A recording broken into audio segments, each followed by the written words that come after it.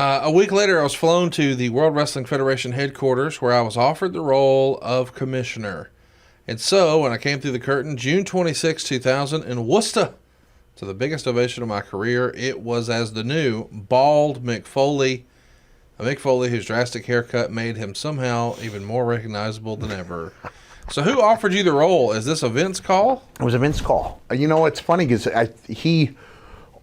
in the book, I said he offered me the job when I showed up. I thought he offered me a job. I was, hey, pal, how'd you like to be the commissioner? But he might have said, hey, pal, I've got something for you. And I had Dewey with me on that whole loop, which involved doing a signing at a minor league game in Florida. Dewey was a bat boy, which was a good time. Going to the Ohio Valley Wrestling show at the Louisville Garden. And then we flew up to Stanford, and he was in on the meeting with me. I think he even handed Vince some ideas, some booking ideas. I kid you not. He had booking ideas at that young, tender age. I guess he would have been 9 at the time.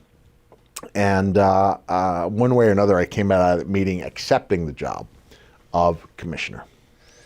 And what do you think got you that job? Your ability to sort of ad-lib and freestyle, as I like to say? I don't know what went into the thought process. I think they wanted an authority figure who would have been a fictional authority figure because I didn't actually, have a stake in the company. The only time that the authority figure had been used previously in WWE was when Mr. McMahon was the authority figure, because we rarely saw Gorilla Monsoon when he was the commissioner. We rarely saw, before him was Jack Tunney, who we rarely saw. They would just mention he was the commissioner. I don't know if you saw him more than once or twice a year. So I think it went Tunney, Gorilla, Roddy, Shawn Michaels, me, and as great as some of those talents were, Roddy and Shawn Michaels, they were rarely used on air. And I think I was the first guy that carried a lot of the weight. And at that point, my guess is that they realized that the cycle of darkness they had been in was ending, that they were very heel heavy. The show had taken on a kind of a dark air with the corporate ministry. And my feeling is they wanted a little levity, but levity that could be occasionally spiced up with a serious promo when called for.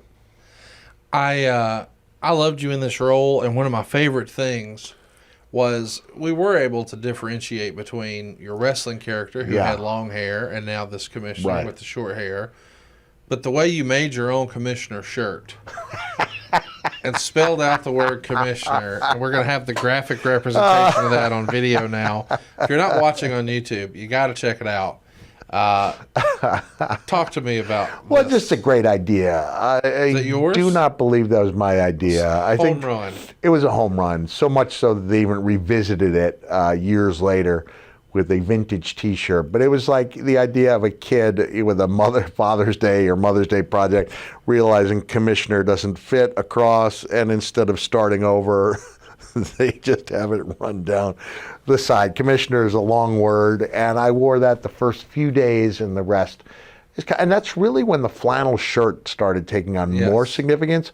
I wore a lot of different things during my time as commissioner, but it was the red and black flannel that people really took to and decided was the prevailing image of my time in the commissionary position.